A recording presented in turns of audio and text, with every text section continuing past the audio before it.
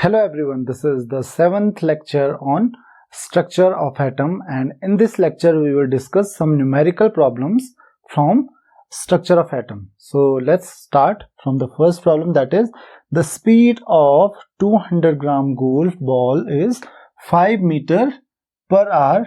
Find the wavelength of the ball. So if it is given the wavelength of the ball, it means it is related to the de Broglie's wavelength, क्योंकि यहाँ पे ball is a matter, so matter wave is given by de Broglie wavelength and the formula of de Broglie wavelength that is lambda equal to h by mv. So this is the first question. Lambda is given by h by mv. H is Planck's constant and m is the mass of the object. So the mass of the object is given, m is equal to 200 gram, or you can say that is 0.2 kg.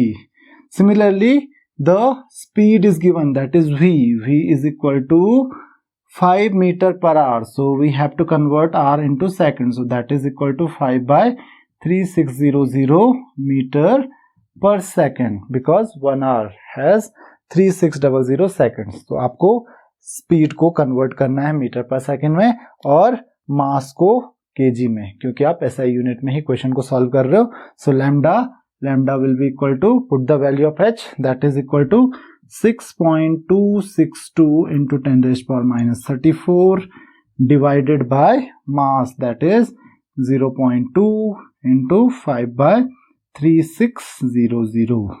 So lambda can be calculated from here. तो आप मुझे इसका answer comment box में जरा बताइए कि इसका answer क्या आ रहा है.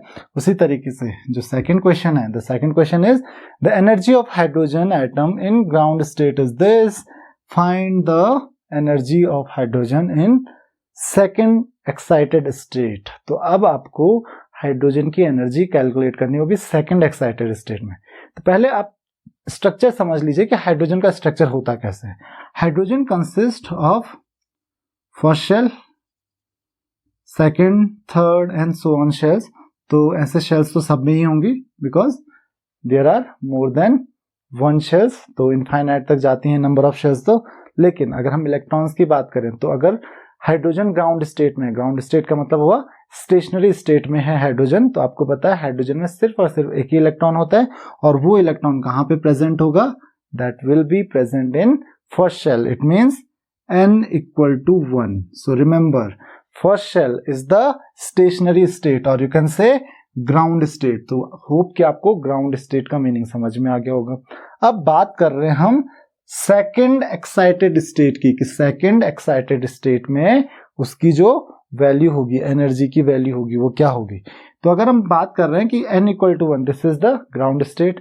अगर 1 से लेके 2 तक वो जाता है, सेकंड पे जाता है, this will be called first excited state, क्योंकि पहली बार एक्साइट हो रहा है. तो मिनिमम कहां तक जाएगा, सेकंड तक. तो अगर फर्स्ट एक्साइटेड स्टेट के लिए बोला तो उसके लिए क्या हो जाएगा, n इक्वल टू 2. और सेकंड के लिए बोला है तो अब सेकंड से हमको कहां जाना पड़ेगा, फर्स्ट से थर्ड पे, सेकंड पे, फिर थर्ड पे. तो ये हो गई हमारी सेकंड एक्साइटेड स्टेट. इसका मतलब क्या हो गया, n इक्वल टू 3. तो आपको पता है जो वैल्यू होती है किसकी, एनर्जी की, एनर्जी इक्वल टू क्या होता है. वैसे तो आप यहाँ पे फॉर्मूला यूज कर सकते हो, तो वो क्या है, 1/4 पाई एप्सिलॉन नॉट का whole square into 2 pi m e rest power 4 z square by n square. ऐसा कुछ फॉर्मूला होता है आपके पास. तो आप इस फॉर्मूले को ऑलरेडी जानते हो. यहाँ पे अगर हम बात करें z की, तो z क्या होगा, ये हाइड्रोजन एटम है, तो z की वैल्यू क्या हो जाएगी, 1 हो जाएगी. तो आप अगर देखोगे तो ये पूरी की पूरी जो वैल्यू है वो कांस्टेंट है, यहाँ पे माइनस का साइन होता है ना. और अगर हम फर्स्ट शेल की बात करें तो इसकी वैल्यू क्या है, यहाँ पे 1 है. तो यहाँ पे अगर इसकी वैल्यू में 1 पुट कर दूं तो जो E की वैल्यू आ रही है, E इक्वल टू क्या आ रहा है, माइनस 13.6 इलेक्ट्रॉन वोल्ट. इसका मतलब ये पूरी जो वैल्यू है, ये पूरी की पूरी value that is minus 13.6 electron volt. तो अगर आप माइनस को अलग से करो तो ये जो वैल्यू आएगी वो 13.6 इलेक्ट्रॉन वोल्ट आएगी, क्योंकि उसने दी हुई है ये वैल्यू क्वेश्चन में. तो आपको याद रखने की जरूरत नहीं है. आप बस इतना ध्यान रखिए कि ये पूरी वैल्यू किसी पर्टिकुलर एलिमेंट के लिए कांस्टेंट रहेगी. हाँ, अगर हमारे पास कोई और एलिमेंट है तो आपको ध्यान रखना है कि z की वैल्यू आपको चेंज करनी पड़ेगी, तब z स्क्वायर कांस्टेंट नहीं रहेगा। यहाँ पे तो z की वैल्यू 1 है तो तब इतनी वैल्यू कांस्टेंट रहेगी। तो उस कांस्टेंट को आप डायरेक्ट फॉर्मूला लिख सकते हो कि E is equal to minus K into Z square by N square. तो यहाँ पे z भी 1 है तो z लिखने की जरूरत नहीं है, तो आप माइनस के बाई एन स्क्वायर। तो अगर ग्राउंड स्टेट की बात करें तो E इक्वल टू हो जाएगा आपका माइनस के की जो वैल्यू है वो आपको नहीं पता है, तो minus k by n square. N square कितना है हमारे पास ग्राउंड स्टेट में 1 स्क्वायर। तो आप के की वैल्यू आपको पता चल गई, k is equal to that is 13.6 electron volt, क्योंकि एनर्जी आपको गिवन है। तो ई की जगह पे हमने ये रखा। अब हमको सेकंड एक्साइटेड स्टेट में कैलकुलेट करनी है। तो सेकंड एक्साइटेड स्टेट में मतलब EN मतलब E3, थर्ड जो एनर्जी स्टेट होगी, थर्ड जो एनर्जी लेवल होगा वही हमारी सेकंड एक्साइटेड स्टेट होगी। तो यहाँ पे कंफ्यूज नहीं होना है। सेकंड एक्साइटेड स्टेट का मतलब ये नहीं है कि n इक्वल टू 2 रखना है, आपको n इक्वल टू 3 रखना पड़ेगा। तो आप माइनस के, इस पूरे को मैंने k मान लिया, तो minus k by n square that is equal to, या n, यहाँ पे n की वैल्यू क्या है 3 का स्क्वायर, तो that is equal to minus 13.6 by 3 का स्क्वायर। तो आप इसकी वैल्यू इजीली कैलकुलेट कर सकते हो, ये आएगी इलेक्ट्रॉन वोल्ट में। तो इसका जरा आंसर बताइए मुझे जल्दी से कमेंट बॉक्स में। तो अब हम थर्ड क्वेश्चन देखते हैं, that is uncertainty in position of A particle of 25 ग्राम। तो मास दिया हुआ है हमको पार्टिकल का 25 ग्राम, कितना है इज 10⁻⁻5 मीटर। इतनी अनसर्टेनिटी उसमें है, तो आपको बताना है कि इसकी वेलोसिटी में अनसर्टेनिटी क्या होगी। यहाँ पे आप एक चीज ध्यान रखिए, जैसे हमने फर्स्ट क्वेश्चन में किया था, आपको यूनिट्स का ध्यान रखना पड़ेगा कि अगर आपने यूनिट्स का ध्यान नहीं रखा तो आपके क्वेश्चंस बिना किसी बात के गलत हो जाएंगे। तो आप इसका ध्यान रखिए। For example it is 200 gram, so you have to put it 0.2 kg। यहाँ पे मीटर पर आवर में स्पीड दी हुई थी, आप उसको मीटर पर सेकंड में, बहुत इजी काम है तो उसको जरूर कर लीजिए एक बार। तो सबसे पहले हम बात कर रहे हैं किसकी, अनसर्टेनिटी की। तो आप यहाँ पे हेजनबर्ग अनसर्टेनिटी प्रिंसिपल यूज करोगे, और आपको फॉर्मूला पता है वैसे। हेजनबर्ग अनसर्टेनिटी प्रिंसिपल क्या कहता था कि delta x into delta p is greater than equal to h/4π। तो मिनिमम तो h/4π होगा, तो कम से कम अगर न्यूमेरिकल सॉल्व कर रहे तो कम से कम उसकी वैल्यू क्या होगी, that is equal to h/4π। तो इस चीज का आपको ध्यान रखना है। तो यहाँ पे p की जगह क्या लिख सकते हैं हम, आपको पता है p इक्वल टू क्या होता है m इंटू v। तो डेल्टा p इक्वल टू क्या होगा, मास तो उसका चेंज होगा नहीं, तो आप लिख सकते हो m इंटू डेल्टा v। तो delta x into delta v, तो delta x into delta v, क्योंकि डेल्टा p को आप m इंटू डेल्टा v लिख सकते हो, that will be equal to h/4πm। अब यहाँ पर ये फॉर्मूला आप यूज करोगे, क्योंकि m into delta v delta p हो जाएगा, आप m को इधर लेके आ सकते हो। तो ये फॉर्मूला भी मैंने आपको बताया था। नाउ अब हमको पूछा गया है कि अनसर्टेनिटी इन वेलोसिटी क्या होगी, डेल्टा v आपको कैलकुलेट करना है, जबकि आपको क्या दिया हुआ है, uncertainty in the position. Position कितना है 10⁻⁻5, तो मीटर में है। तो डेल्टा x कितना है, that is 10⁻⁻5 into delta v is equal to, h की वैल्यू रखिए 6.626 into 10⁻⁻34 divided by 4 into pi into m। m is the mass of the substance. तो यहाँ पे 25 ग्राम दिया हुआ है, तो आप इसको kg में कन्वर्ट करोगे तो that will be equal to 0.025। तो यहाँ से आप डेल्टा v की वैल्यू कैलकुलेट करके मुझे बताइए। 10⁻5 आप इधर डिवाइड कर दोगे 10⁻⁻5 को, तो डेल्टा v की वैल्यू आप मुझे कैलकुलेट करके बता सकते हैं। The next question is which of the following sets of quantum numbers is correct for an electron present in 4f orbital। तो जनरली ऐसे क्वेश्चंस आपको एग्जाम्स में भी मिलेंगे, और जो कॉम्पिटिटिव एग्जाम्स हैं वहां पे भी आपको इस टाइप के क्वेश्चंस मिलेंगे। और अगर क्वांटम नंबर से रिलेटेड कोई भी क्वेश्चन आपके पास आता है तो आप कभी भी उसको छोड़िए मत, बहुत इजी क्वेश्चंस होते हैं। तो आपको बोला जा रहा है कि कौन सा जो सेट है क्वांटम नंबर्स का। यहाँ पे आपको 4 सेट दिए हैं, A, B, C और D। हो सकता है कि एक ही सेट सही हो सकता है एक से ज्यादा सेट सही हो, तो हमको यही चेक करना है। अब चेक कैसे करेंगे ये देख लीजिए। तो आपके पास किस किस तरीके से क्वेश्चंस आ सकते हैं। तो एक तो ये सिंपल सा क्वेश्चन आ गया कि 4f ऑर्बिटल के लिए कौन सा सेट ऑफ क्वांटम नंबर सही होगा। तो सबसे पहले मैंने आपको बताया था कि 4f यहाँ पे दिया गया है, फोर क्या रिप्रेजेंट करता है? द नंबर ऑफ शेल, मतलब कौन सा शेल है? फोर्थ शेल है। और एफ क्या रिप्रेजेंट करता है? सब शेल। कौन सी सब शेल है? एफ सब शेल है। और आपको पता है कि जो शेल नंबर होता है, शेल नंबर मतलब एन की वैल्यू, एन की जो वैल्यू होती है वो नंबर ऑफ शेल को रिप्रेजेंट करता है कि कौन सा शेल वो है। और दूसरा जो एफ की जो वैल्यू है, एफ क्या है? एफ क्या है? सब शेल को रिप्रेजेंट कर रहा है। तो आपको पता है कि अलग अलग सब शेल्स के लिए अलग अलग वैल्यूज ऑफ एल होती हैं। अगर एल इक्वल टू 0 है इसका मतलब एस सब शेल है, एल इक्वल टू 1 इसका मतलब पी सब शेल है, L equal to 2 D subshell है, L equal to 3 F subshell है। इसका मतलब दो चीजें तो हमको एकदम क्लियर है कि एन इक्वल टू यहाँ पे क्या होना चाहिए? 4 होना चाहिए, ऑलरेडी दिया हुआ है। और एफ सब शेल है, एफ सब शेल के लिए एल की वैल्यू क्या होती है? L equal to 3। तो यहां पे एल इक्वल टू 3 और एन इक्वल टू 4 किस किस में है? 1 2 और बाकी इसमें n इक्वल टू 4 है लेकिन l इक्वल टू 4 है, तो इसमें हम अभी बाद में आते हैं। और इसमें n इक्वल टू 3 है, तो इसका मतलब इन दोनों में से कोई भी पॉसिबल नहीं है, क्योंकि यहाँ पे n इक्वल टू 4 और l इक्वल टू 3 होना चाहिए। लेकिन इन दोनों में n इक्वल टू 4 और l इक्वल टू 3 है, तो इसका मतलब ये दोनों क्या सही होंगे? नहीं। अभी हमको चेक करना पड़ेगा किस चीज की वैल्यू? m की वैल्यू। अब देखिए l की जो वैल्यू होती है, l की वैल्यू पे डिपेंड करती है m की वैल्यू। आपको पता है कि n जो होता है प्रिंसिपल क्वांटम नंबर, उसी पे m और l डिपेंड करते हैं। कैसे? कि जो l की वैल्यू होती है, l की वैल्यू कहां से कहां तक होती है? फ्रॉम 0 टू n-1, मतलब l की वैल्यू हमेशा n से कम ही रहेगी, एक कम रहेगी कम से कम। तो अगर n की वैल्यू 4 है तो l की वैल्यू मैक्सिमम वैल्यू 3 ही हो सकती है, 3 से ज्यादा नहीं हो सकती है। तो अगर इस तरीके का क्वांटम नंबर, ये 4f क्या किसी के लिए भी पॉसिबल नहीं होता है, तो ये क्वांटम नंबर का सेट जो है वो किसी के लिए भी पॉसिबल नहीं है जो आपको यहाँ पे दिख रहा है इस तरीके का। क्यों? क्योंकि जो l की वैल्यू है वो 0 से n-1 के बीच में लाई करनी चाहिए। दूसरी बात करते हैं हम m की, तो m की वैल्यू आपको पता है, m की वैल्यू कहां से कहां तक लाई करती है? -l to l। तो -l से जो l की वैल्यू है वो m की वैल्यू होती है, मतलब m की वैल्यू नेगेटिव l से l तक एग्जिस्ट करती है। इसका मतलब l से ज्यादा नहीं हो सकती और -l से कम m की वैल्यू नहीं हो सकती है। यहां पे अगर आप देखें तो m की वैल्यू आ रही है +4 जो कि l से ज्यादा है, और आपको पता है ये पॉसिबल नहीं है क्योंकि m की जो वैल्यू आएगी वो -l से l तक ही होती है। तो मतलब यहाँ पे -3 से 3 तक हो सकती है, +4 तो हो नहीं सकती है। तो इसका मतलब ये भी गलत हो गया। तो हमारे पास एक ही सेट बचा। तो इसमें भी हमको चेक करना पड़ेगा, क्या हो सकता है कि कोई भी सेट ना हो। तो m की जो वैल्यू है वो कहां से कहां तक लाई करती है? 3 से लेकर -3 तक। उस बीच में -1 आता है? बिल्कुल आता है। तो l की वैल्यू भी सही है, m की वैल्यू भी सही है। अब आपको s की वैल्यू भी चेक करनी पड़ेगी। तो आपको पता है s की दो ही पॉसिबल वैल्यूज होती हैं, एक +12 और -12। यहाँ पे -12 दिया हुआ है, +12 भी दिया होता तो वो भी सही होती।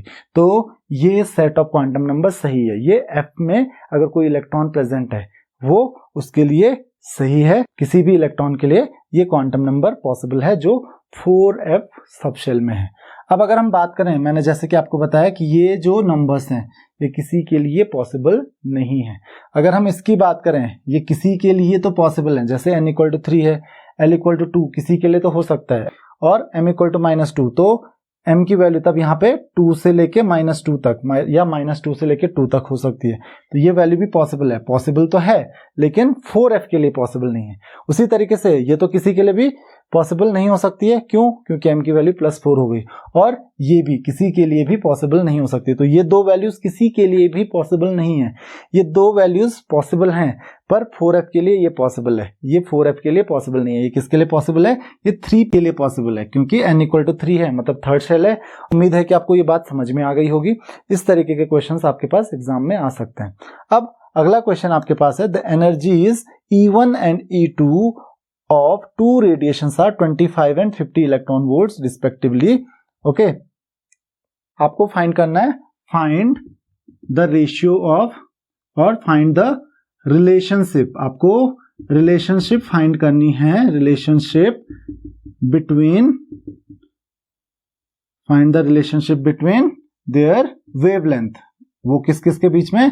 λ1 एंड λ2। λ1 और λ2 उनकी वेवलेंथ है।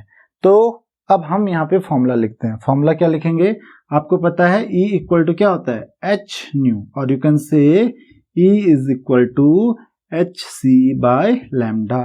तो अब यहाँ पे जो अगर एनर्जी E1 है तो वेवलेंथ क्या होगी लैम्डा 1, और अगर एनर्जी E2 है तो वेवलेंथ क्या हो जाएगी लैम्डा 2। तो आपको वही फॉर्मूला यूज करना है, E1 equal to H1 bye lambda 1, और C तो कांस्टेंट रहेगा और H भी कांस्टेंट रहेगा, तो H1 आपको लिखने की जरूरत नहीं है, HC बाय लैम्डा 1। और उसी तरीके से E2 will be equal to HC by lambda 2। अगर आप फर्स्ट से आप सेकंड को डिवाइड कर देते तो हमको क्या मिलता है, E1 by E2 is equal to HC by lambda 1 upon HC by lambda 2। यहाँ पे HC कैंसिल हो जाएगा, लैम्डा 2 न्यूमरेटर में चला जाएगा। E1 बाय E2 का जो रेशियो है वो भले ही इलेक्ट्रॉन वोल्ट में है लेकिन रेशियो तो वही रहेगा। आप इसको अगर जूल में कन्वर्ट करोगे तब भी रेशियो वही रहेगा। तो क्या हो जाएगा, E1 की वैल्यू कितनी है 25 electron volt by 50 electron volt, that is equal to lambda 2 by lambda 1, और यहाँ से जो वैल्यू आ रही दैट इज 1/2। तो यहाँ से क्या मिलेगा हमें, lambda 1 is equal to 2 lambda 2। So this is the relationship between these two wavelengths. तो लैम्डा 1 और लैम्डा 2 के बीच में ये रिलेशनशिप हो जाएगी कि लैम्डा 1 जो है वो लैम्डा 2 के डबल हो जाएगा। तो इस तरीके से आपका फिफ्थ क्वेश्चन भी सॉल्व हो जाएगा। नेक्स्ट क्वेश्चन जो आपके पास है, in hydrogen atom an electron jumps from third to first energy level, calculate the frequency and wavelength of the spectral line. आपको पता है जब भी इलेक्ट्रॉन हायर एनर्जी लेवल से लोअर एनर्जी लेवल में जंप करता है तो क्या रिमूव करता है, क्या रिलीज करता है, एनर्जी रिलीज करता है in the form of radiation. तो आपको उस स्पेक्ट्रल लाइन, उस रेडिएशन की क्या क्या पता करनी है, एक तो फ्रीक्वेंसी पता करनी है और एक वेवलेंथ पता करनी है। अब हमको रिलेशनशिप पता है, बिल्कुल पता है। हमको वेव नंबर कैलकुलेट करने का फॉर्मूला पता है। जो वेव नंबर का फॉर्मूला होता है that is nu bar. Nu bar equal to क्या होता है 109677 into 1/n1 square minus 1/n2 square. अब यहाँ पे एक और चीज आपको ध्यान में रखनी है, ये जो वैल्यू आती है वेव नंबर की वो आती है पर सेंटीमीटर में, ध्यान रखना। तो अगर आप वेवलेंथ कैलकुलेट करोगे यहाँ से तो आपको मीटर में नहीं मिलेगा, वो मिलेगा आपको सेंटीमीटर में। तो इतना ध्यान रखना, अभी आपको जरूरत नहीं है कन्वर्ट करने की। तो न्यू बार की जो वैल्यू होगी वो होगी 109677। अगर आप चाहते हो कि आप डायरेक्ट मीटर में कैलकुलेट करो, पर मीटर में कैलकुलेट करो, तो यहाँ पे आप 2 जीरो ऐड कर सकते हो। तो ये हो जाएगा 10967700 पर मीटर। ये आप फॉर्मूला यूज कर सकते हो। बट अगर आप ये फॉर्मूला यूज नहीं कर सकते हो तो आप पर सेंटीमीटर में लिखिए। तो 169700 हम इसको पर मीटर में ही कैलकुलेट करते हैं। 1/n1 स्क्वायर, n1 मतलब जो लोअर एनर्जी लेवल होता है। तो लोअर एनर्जी लेवल कौन सा आपका, फर्स्ट एनर्जी लेवल मतलब 1 का square minus 1/ higher energy level कौन सा आपका थर्ड, तो 3 का स्क्वायर। तो आपको क्या मिल गया यहाँ से, nu bar is equal to 10967700 1 minus 1/9, so that is equal to, तो आप यहाँ से 8/9, so that is equal to 10967700 into 8/9। ये वैल्यू आ रही है आपकी न्यू बार की। This is the value of nu bar. So ये किस में होगी, पर मीटर में। आपको क्या पूछा गया, फ्रीक्वेंसी एंड वेवलेंथ। तो पहले हम वेवलेंथ कैलकुलेट कर लेते हैं। So lambda is equal to 1/न्यू बार। तो इसका क्या हो जाएगा, रेसिप्रोकल हो जाएगा वेवलेंथ, तो it will be equal to 9/न्यू बार की वैल्यू आपको पता है, यहाँ पे पुट कीजिए। सो जो लैम्डा की वैल्यू आएगी 9/10967700 इंटू 8। तो इसकी वैल्यू मुझे कैलकुलेट करके आप कमेंट बॉक्स में बताइए। उसी तरीके से अब आपको और क्या कैलकुलेट करना, वेवलेंथ तो हम कैलकुलेट कर चुके हैं, अब फ्रीक्वेंसी रह गया। तो फ्रीक्वेंसी के लिए हम कौन सा फॉर्मूला यूज करेंगे, फॉर्मूला यूज करेंगे हम C equal to nu into lambda, और you can say nu is equal to C/लैम्डा। तो ये क्या हो जाएगा, C की वैल्यू क्या होती है 3 into 10⁸ divided by lambda. Lambda की वैल्यू वैसे आप कैलकुलेट कर चुके हो, लेकिन मैं यहाँ पे यही वैल्यू वापस पुट कर देता हूँ। तो दैट विल बी 9/1 1096700 इंटू 8, तो ये वैल्यू ऊपर चली जाएगी। तो ये वैल्यू जो हो जाएगी आपकी वो होगी 3 इंटू 10⁸ इंटू 10967, यहाँ पे 77 होगा, ये ध्यान रखिए, 00 इंटू 8 डिवाइडेड बाय 9, और वो भी हर्ट्ज में। तो फ्रीक्वेंसी आपकी हर्ट्ज में आएगी और वेवलेंथ जो होगी वो मीटर में आएगी। तो आप मुझे फ्रीक्वेंसी और वेवलेंथ की जो वैल्यू है वो आप मुझे सॉल्व करके कमेंट बॉक्स में बताइए, और उम्मीद है कि आपको ये क्वेश्चन समझ में आ गए होंगे। The next question is, what is the maximum number of emission lines when the excited electron of hydrogen atom in n = 6 drops to ground state. मतलब एक हाइड्रोजन का इलेक्ट्रॉन है जो कि एक्साइटेड स्टेट में n = 6 एनर्जी स्टेट में, और उसको ग्राउंड स्टेट, यानी ग्राउंड स्टेट हाइड्रोजन की क्या होगी, फर्स्ट एनर्जी लेवल, तो उसको फर्स्ट एनर्जी लेवल पे आना है। तो ये पूछ रहा है कि कितने number of spectral lines form हो सकती हैं, मैक्सिमम कितने फॉर्म हो सकते हैं। तो मैक्सिमम फॉर्म करने के लिए आपको पता है कि स्पेक्ट्रल लाइन कब फॉर्म होती है, जब भी कोई इलेक्ट्रॉन हायर एनर्जी लेवल से लोअर एनर्जी लेवल में जंप करता है। तो जिस तरीके का वो एनर्जी या रेडिएशन एमिट करेगा उसका एक स्पेक्ट्रल लाइन फॉर्म होगी। तो जितने तरीके से जंप कर सकता है उतनी ही स्पेक्ट्रल लाइंस फॉर्म होंगी। तो अब आपके पास क्वेश्चन ये है कि n = 6 से जंप कर रही है, n = 6 एनर्जी लेवल है और ये आपका फर्स्ट एनर्जी लेवल है। तो 6 से जब फर्स्ट में जंप करेगा तो आप कहोगे कि यहाँ पे तो एक ही लाइन बननी चाहिए क्योंकि 6 से डायरेक्ट फर्स्ट में जंप कर रहा है, लेकिन यहाँ पे बहुत सारे केसेस बन सकते हैं। कैसे, n = 6 है, फिर बीच में होगा n = 5, यहाँ पे होगा n = 3, देन 4, 3, 2 एंड 1। तो 5 ये रहा, फिर 4 होगा इसके बाद, फिर यहाँ पे n = 3 भी होगा, फिर n = 2 भी होगा, और फिर n = 1 होगा। तो एक तो मैंने आपको बता दिया, चलो इस एक को छोड़ देते हैं। अब जरूरी नहीं है कि n 6th से डायरेक्ट फर्स्ट में जंप करे। अगर इलेक्ट्रॉन, हो सकता है इलेक्ट्रॉन 6th से 5th में जंप करे, या फिर हो सकता है 6th से 4th में जंप करे, या फिर हो सकता है 6th से पहले 3rd में जंप करे, या फिर 2nd में जंप करे, या हो सकता है डायरेक्ट फर्स्ट में ही जंप कर जाए। तो 5 तो ये हो गए आपके, इसको छोड़ दीजिए फिलहाल। तो फर्स्ट में इसको मैंने इंक्लूड कर लिया यहाँ पे। तो 5 तो स्पेक्ट्रल लाइन इसी तरीके से बन सकती हैं, लेकिन इन दी एंड उसको कहां पे आना है, n = 1 पे आना है।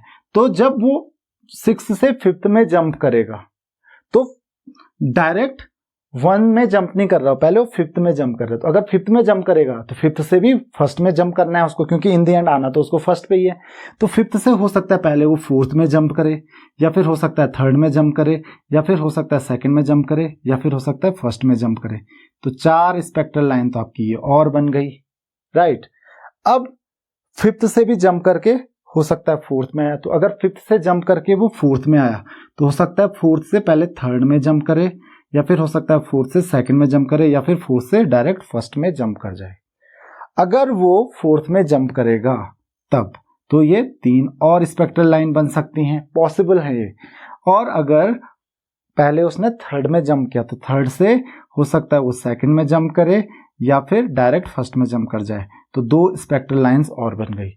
और अगर हम बात करें 2nd की, तो 2nd से तो खैर एक ही पॉसिबिलिटी है कि वो फर्स्ट में ही जंप करेगा डाउनवर्ड्स। तो टोटल स्पेक्ट्रल लाइंस कितनी होगी, दैट इज 5 + 4 + 3 + 2 + 1। तो आप काउंट कर सकते हो, 5 + 4 9, 12, 14 + 1 दैट इज 15। तो क्या ये क्वेश्चन इतना कॉम्प्लिकेटेड होता है? नहीं। इसके लिए आप एक सिंपल सा फॉर्मूला यूज कर सकते हो कि अगर आपको n = 6, 7, 8, 9, 10 कुछ भी है, तो इसी n जो आपका एनर्जी लेवल है उससे ग्राउंड स्टेट में फर्स्ट एनर्जी लेवल पे जंप करना है। तो नंबर ऑफ स्पेक्ट्रल लाइंस का जो फॉर्मूला होता है, नंबर ऑफ स्पेक्ट्रल लाइंस होते हैं आपकी, दैट इज n × n - 1/2। तो इस चीज को आपको ध्यान में रखना है। जहां पे n क्या है, यहाँ पे n क्या है 6, तो यहाँ पे फॉर्मूला बन जाएगा 6 × 6 - 1 दैट इज 5/2 दैट इज 15। तो इजीली आपको आंसर मिल गया। तो आप ये फॉर्मूला याद रखिए क्वेश्चन आपके लिए बहुत इजी हो जाएगा। ये मैंने सिर्फ आपको समझाने के लिए बताया था कि इस तरीके से पूरा प्रोसेस होता है। तो डायरेक्ट आप 1, 2 या 3 आंसर मत लिखिए, ये इतने सारे वेवलेंथ्स, इतने सारे स्पेक्ट्रम लाइंस पॉसिबल हैं। तो अब हम आ जाते हैं नेक्स्ट क्वेश्चन पे। The kinetic energy of electron is 3 × 10⁻⁻25 joule, calculate its wavelength. तो आपको दी गई है काइनेटिक एनर्जी किसकी, इलेक्ट्रॉन की, और आपको कैलकुलेट करनी है उस इलेक्ट्रॉन की वेवलेंथ। तो आपको पता है वेवलेंथ का जो फॉर्मूला होता है lambda is equal to h/m × v। अब आपको दी हुई है काइनेटिक एनर्जी इक्वल टू क्या होता है, that is equal to ½ mv²। Now mass of the electron आपको पता है m is equal to 9.1 × 10⁻31 kg, और आपको h की वैल्यू भी पता है, h की वैल्यू होती है 6.626 × 10⁻34 जूल सेकेंड। तो प्रॉब्लम क्या है, प्रॉब्लम है v की वैल्यू। तो v की वैल्यू आप यहां से कैलकुलेट कर सकते हो काइनेटिक एनर्जी से। कैसे, तो 2 × काइनेटिक एनर्जी कितनी है, दैट इज 3 × 10⁻25। आप 2 को इधर मल्टीप्लाई कर लीजिए, that will be equal to m × v²। तो v इक्वल टू जो हो जाएगा यहां से, v इक्वल टू होगा, that will be v² equal to 2 × 3 that is 6 × 10⁻25 by mass of electron. तो v की वैल्यू क्या हो जाएगी, that will be equal to √6 × 10⁻25 by mass of electron. तो अब आपको लैम्डा की वैल्यू पुट करनी है यहाँ पे, तो that will be equal to h by जो मास है इलेक्ट्रॉन का m × √6 × 10⁻25 बाय m। तो आप चाहो तो m की वैल्यू कैलकुलेट कर लो, या फिर m से पहले एक m आप कैंसिल कर लो। अगर आप इस m को अंदर मल्टीप्लाई करोगे तो m² हो जाएगा, और फिर एक m से एक m कैंसिल हो जाएगा, तो आपको ये मिलेगा, that is h by √6 × 10⁻25 × m, that is mass of electron. और अब यहाँ पे आप वैल्यूज पुट कर सकते हो, क्योंकि जब इस m को आप अंदर मल्टीप्लाई करोगे तो ये बन जाएगा m², और एक m से एक m कैंसिल हो जाएगा तो एक m बचेगा, डिनोमिनेटर कैंसिल हो चुका है। तो ये आएगा 6.626 × 10⁻34 डिवाइडेड बाय जो ये वैल्यू है हमारे पास √6 × 10⁻25 इंटू मास ऑफ इलेक्ट्रॉन आपको पता है 9.1 × 10⁻31। तो लैम्डा की वैल्यू आप मुझे बताइए, वेवलेंथ जो आएगी वो आएगी मीटर में, क्योंकि हमने सारी वैल्यूज जो हैं वो SI यूनिट्स में ली हैं। तो मुझे आप लैम्डा की वैल्यू जरा जल्दी से बताइए कमेंट बॉक्स में कि क्या लैम्डा की वैल्यू आ रही है। अब हम बात करते हैं क्वेश्चन नंबर 9 की। Calculate the wavelength for the longest wavelength transition in the Barmer series. तो इस तरीके के क्वेश्चंस कभी भी आपके पास आते हैं, चाहे वो बार्मर सीरीज का क्वेश्चन है, या फिर लेमन सीरीज का क्वेश्चन है, या फिर पास्चन, ब्रैकेट, फंड, किसी भी सीरीज का क्वेश्चन है। तो या आपके पास आ सकता है longest wavelength, shortest wavelength, highest frequency, lowest frequency से रिलेटेड किसी भी तरीके का क्वेश्चन आ सकता है। तो अब आपको इसमें एक चीज ध्यान रखनी है कि जो एनर्जी का फॉर्मूला होता है E = hν, ये फॉर्मूला आप बहुत बार पढ़ चुके हो। तो आप देख सकते हो एनर्जी और फ्रीक्वेंसी डायरेक्ट रिलेटेड हैं, और यही हमारी जो प्लैंक क्वांटम थ्योरी है वो कहती है कि जो एनर्जी होती है फ्रीक्वेंसी के डायरेक्टली प्रोपोर्शनल है। तो अगर एनर्जी फ्रीक्वेंसी पे डिपेंड करते हैं, इसका मतलब जितनी ज्यादा एनर्जी होगी उतनी ज्यादा फ्रीक्वेंसी भी होगी। और अगर आप इसी फॉर्मूले को दूसरे तरीके से लिखें तो E होता है hc/λ। h और c दोनों कांस्टेंट हैं, तो लैम्डा आप देख सकते हो लैम्डा के क्या इनवर्सली प्रोपोर्शनल है, मतलब वेवलेंथ जितनी ज्यादा होगी एनर्जी उतनी कम होगी। तो सबसे पहले आपको ये क्वेश्चन समझना बहुत जरूरी है कि इस तरीके के क्वेश्चन में आपको क्या चीज ध्यान में रखनी है। तो एक सिंपल सी चीज आपको ध्यान रखनी है कि अगर वेवलेंथ ज्यादा है, आपको पूछा जा रहा है लॉन्गेस्ट वेवलेंथ, तो वेवलेंथ क्या लॉन्गेस्ट है, इसका मतलब एनर्जी क्या होगी, मिनिमम होगी। अब बात करते हैं कि एनर्जी मिनिमम कब होगी। तो आपको पता है कि जब बार्मर सीरीज की हम बात कर रहे हैं तो आपको एनर्जी का फॉर्मूला पता होगा कि जो एनर्जी या आपको पूछा जा रहा है लॉन्गेस्ट वेवलेंथ। तो आपको पता है जो न्यू का फॉर्मूला होता है, nu bar is equal to होता है 109677 into 1/n1 square minus 1/n2 square. n1 square आपको पता है, n1 जो है वो लोअर एनर्जी लेवल होता है और n2 हायर एनर्जी लेवल होता है। आपको पता है बामर सीरीज में जो लोअर एनर्जी लेवल होता है, क्योंकि जो इलेक्ट्रॉन आता है हायर एनर्जी लेवल से वो कहाँ आता है, सेकंड में आता है। अगर वो लेमन सीरीज होती तो n1 की वैल्यू 1 होती, n1 की वैल्यू यहाँ पे क्या होगी 2 होगी, क्योंकि बामर सीरीज है। अगर ये Paschen series, Brackett series, fund series होती तो वैल्यूज n1 की 3, 4, 5 होती हैं और n2 की वैल्यू उससे ज्यादा होगी। तो अगर मैं न्यू बार की वैल्यू पुट करूं that is equal to 109677 into 1/2 का स्क्वायर माइनस 1/n2 का स्क्वायर। मैं अभी n2 की वैल्यू पुट नहीं कर रहा हूं, अभी आपको पहले समझाना जरूरी है। तो ये n1 की वैल्यू हम पुट कर देते हैं, क्योंकि बामर सीरीज है तो जो लोअर एनर्जी लेवल होता है बामर सीरीज में हायर एनर्जी लेवल से सेकंड एनर्जी लेवल पे ही आता है। तो जो लोअर एनर्जी लेवल होगा मतलब n1 वो होगा सेकंड, तो 2 मैंने यहाँ पे पुट कर दिया। अब आपको पूछा जा रहा है लॉन्गेस्ट वेवलेंथ, तो आपको ये ध्यान में रखना है लॉन्गेस्ट वेवलेंथ मतलब लोवेस्ट एनर्जी, एनर्जी सबसे कम होगी। अब देखिए अगर एनर्जी लेवल है तो आपको पता है यहाँ पे first, second, third, fourth, fifth, six energy levels हैं। तो जब एनर्जी लेवल से हाई एनर्जी लेवल से लो एनर्जी लेवल में जंप करेगा, जैसे यहाँ पे सेकंड में जंप कर रहा है, तो जितने हाई एनर्जी लेवल से, जितने ऊपर से जंप करेगा सेकंड एनर्जी लेवल में, किसी भी एनर्जी लेवल में जितने ऊपर से जंप करेगा एनर्जी क्या होगी, उतनी ज्यादा रिलीज होगी। और एनर्जी जितनी ज्यादा रिलीज होगी वेवलेंथ उतनी कम होगी, क्योंकि एनर्जी और वेवलेंथ एक दूसरे के इनवर्सली प्रोपोर्शनल है।